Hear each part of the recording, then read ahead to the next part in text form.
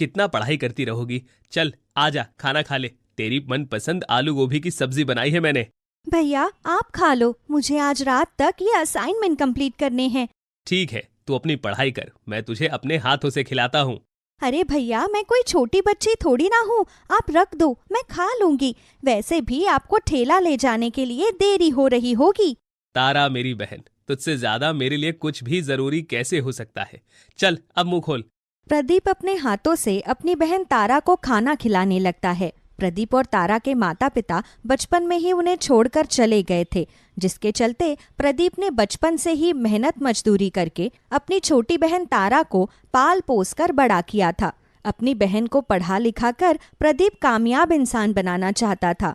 प्रदीप सुबह से शाम तक ठेले पर आलू पूरी की सब्जी बेचता और अपनी छोटी बहन को पढ़ाता लिखाता। हर दिन की तरह प्रदीप पूरी सब्जी बेचने के लिए जा रहा होता है कि तभी एक तेज रफ्तार में गाड़ी प्रदीप की तरफ बढ़ती है और प्रदीप का एक्सीडेंट हो जाता है। इस एक्सीडेंट में प्रदीप की जान तो बच जाती है, लेकिन उसे काफी गहरी चोट आती है। आपके भैया को कम से कम 6 महीने आराम की जरूरत है। उन्हें प्रॉपर बेड रेस्ट चाहिए। ये दवाइयां मैंने लिख दी हैं, आपको इन्हें टाइम पर सारी दवाइयां देनी होंगी। ठीक है डॉक्टर। प्रदीप ने तारा की पढ़ाई के लिए जो थोड़े बहुत पैसे जोड़े थे, वो उन पैसों से अपने भाई का इलाज करवा देती है और कुछ समय तक उसकी दवाइयां भी ले आती है। लेकिन जैसे जैसे समय गुजरता है, वैसे वैसे अब तारा के पास पैसे खत्म होने लगते हैं। मेरी बहन, मुझे माफ कर दे। ये भाई तुझसे किया हुआ वादा पूरा नहीं कर पाया। ना जाने क्यों भगवान ने मुझे एक्सीडेंट में बचा लिया। काश मैं उसी एक्सीडेंट में मर जाता। आप ऐसा क्यों कह रहे हैं? अगर आपको कुछ हो जाता तो भला मेरा क्या होता? आपके सिवा मेरा इस दुनिया में है ही कौन? आप परेशान मत होइए, देखना सब कुछ ठीक हो जाएगा।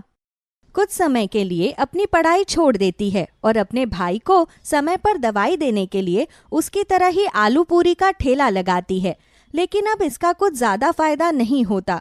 प्रदीप जहां पहले आलू पूरी का ठेला लगाता था, वहां पर अब कई सारे लोग खाने पीने की अलग अलग चीजों के ठेले लगाते थे, जिसके चलते बहुत कम ही लोग तारा से आलू पूरी लिया करते थे। इतने कम पैसों में अपने भाई की दवा लाना, घर का खर्चा चलाना तारा के लिए बिल्कुल भी आसान नहीं था।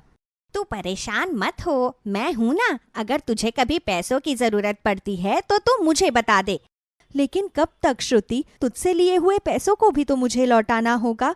क्या करूँ, कुछ समझ में नहीं आ रहा है।